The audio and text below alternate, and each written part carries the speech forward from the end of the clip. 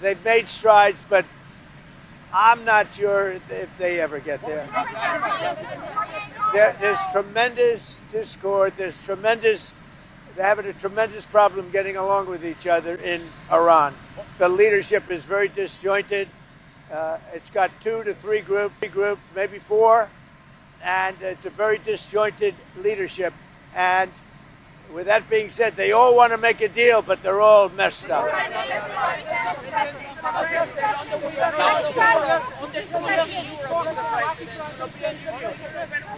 I spoke with the winner, a very good man. As you know, I was very strongly in favor of him in Iraq. And we had a long conversation yesterday. I congratulated him. He won, and with our help, he won, and we want him to do very well. And I told him that the United States is with him all the way. It was a great victory. The new head of Iraq is somebody that we support very strongly.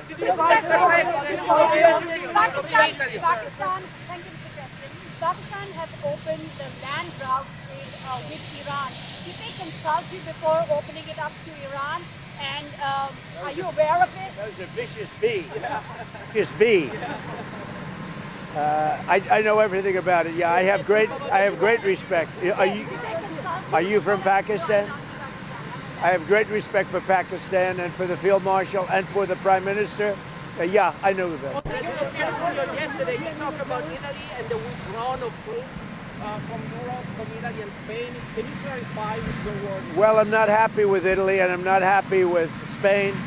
And they feel it's okay for Iran to have a nuclear weapon.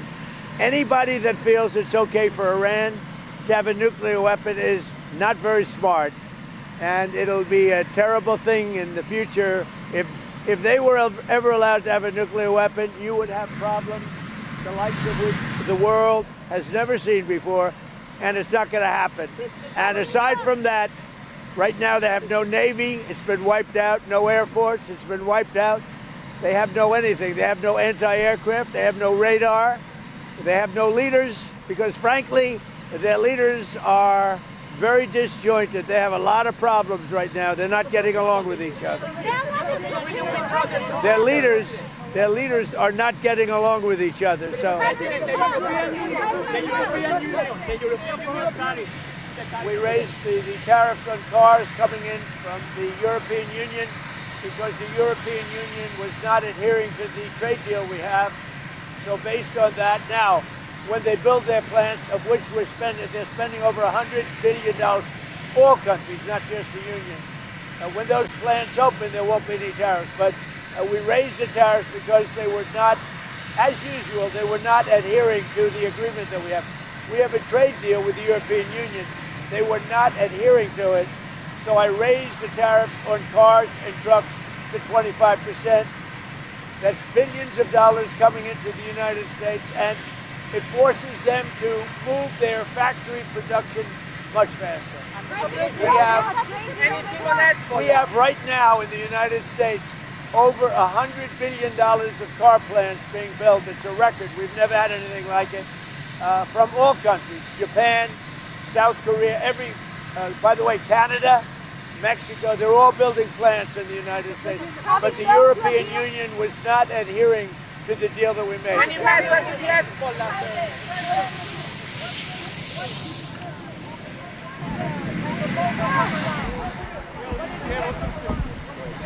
So we're dealing with Iran. As you know, it's a very disjointed, unfriendly leadership, unfriendly to each other.